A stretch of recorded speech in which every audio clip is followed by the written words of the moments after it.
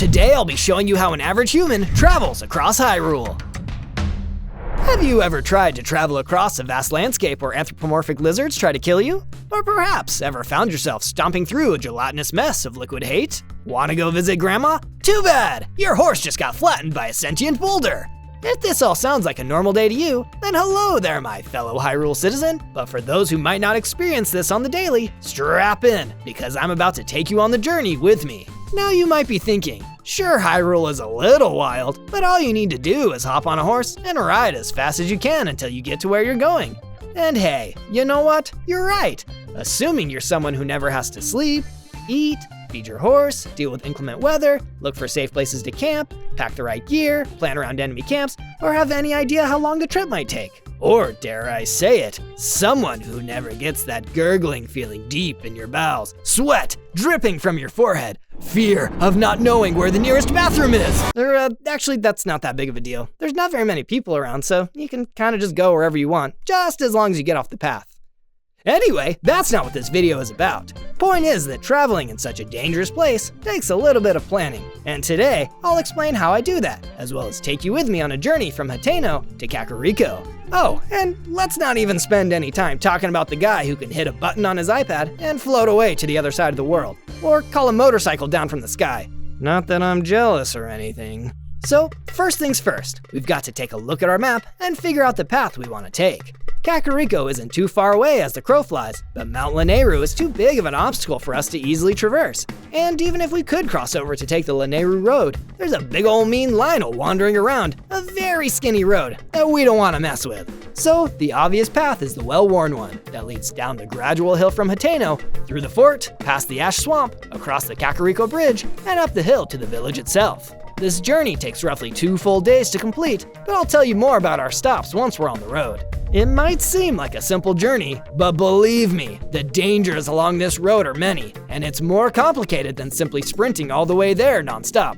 Although, if you're in good enough shape to sprint for 48 hours straight, go for it. This is probably a good time for me to mention that I'll be taking this journey on foot. A horse is a bit out of my price range at the moment, but don't worry, I'll still give you horse riding folks a solid plan and estimate for the same journey later on, so keep watching for that. So now that we know the route we're taking, our next step is to gather our supplies. I don't have bottomless pockets, so I can only bring what will fit in my pack. But before we get to food, let's start with what to wear. Our first stop is here at the Ventes Clothing Boutique, where I highly recommend you pick up a Hylian hood in case there's some bad weather, as well as a Hylian tunic. It's a pretty versatile piece of clothing that gives you a good range of movement, which is really handy, especially if you're pairing it with these tight pants. Ooh! Oh, and if you hear some heavy breathing over your shoulder, it's just Sophie. She's a little shy. Our next stop is across the street at the Eastwind General Store, where we can get some basic food supplies. And don't mind these ladies, they will be judging you. Lovely day we're having.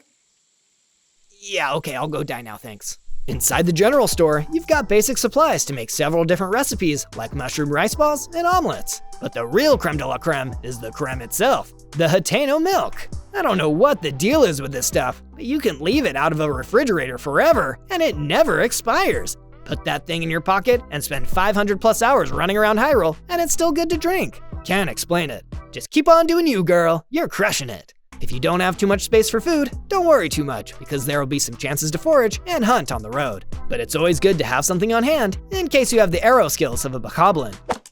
Pathetic. Speaking of arrows, you can grab some at the general store too. Now that we've got our clothes, food, and arrows, we'll need to get our hands on some weapons. Take a look around town, and you can usually find something to use. But if you're desperate, you can grab a pot lid and a soup ladle. Or worst case scenario, you can go grovel to this little guy to tell you where to find the good stuff. Tiny man knows everything weapons-wise. I have no idea how he got his weapons knowledge, but maybe if his mom spent a little less time gossiping and a little bit more time… Oh, wait, no, I'm gossiping. We gotta get on the road. The next day, after a good night's rest, I got up at sunrise and scarfed down an omelet and some milk to start the day. The sky was a bit overcast, so I started to mentally prepare myself for some bad weather. I then headed down the path out of the village, and it's in the woods that I met my first obstacle. The rain began to fall, and some other travelers were under attack. I couldn't help the first person, but I managed to distract the other bokoblin enough for it to stop attacking the other traveler. I lost them in the woods, but soon spotted another bokoblin overlooking the path. It wasn't long until he spotted me too. I ran to lose him too, and hid behind a rock until the storm passed. This is probably a good time to tell you that while there are a lot of travelers on this road, that's also brought in the threat of bokoblins. They hide in the grass, attempting to surprise unaware travelers.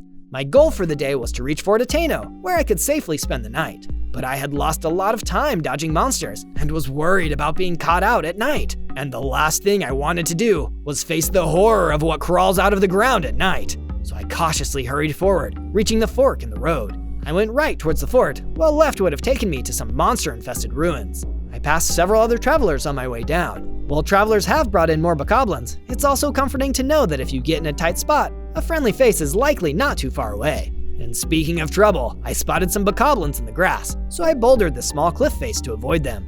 My stomach was really rumbling at this point, but the sun was setting and I had no time to stop. I had to make it in time. I was getting closer when I passed someone crying. I was short on time, but stopped to check on them. Before I could say a word though, a horrible feeling suddenly came over me, so I kept going. Hopefully they were okay, as there were also rumors of disguised Yiga warriors in the area. At long last, I could see the fort, just as the sun began to dip below the horizon.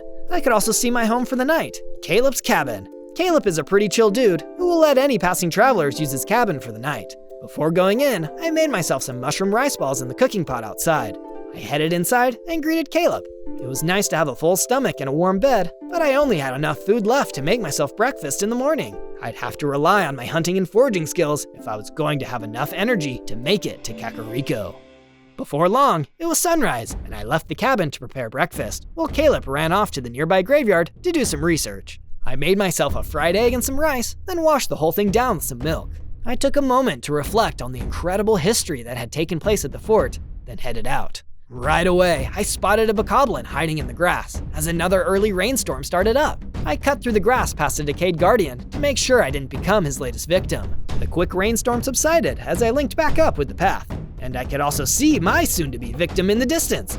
I crept up and pulled back my bow and missed. The bird flew off and it looked like I was gonna be going hungry. But that's when I remembered a little secret, which I'll show you in a moment.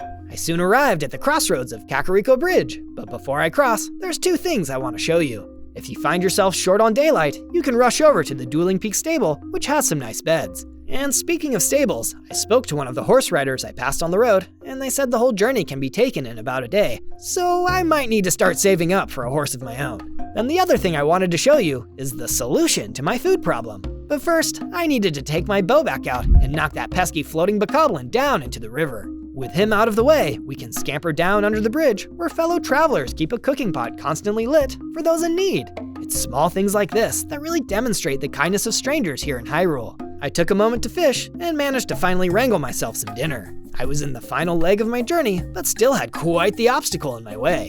The long, grueling walk up the hill to Kakariko Village. It's one of those hills where you hope no one is near you because you don't want them to hear how out of breath you really are as you walk up. When you do reach the top though, take a moment to enjoy the view. You earned it.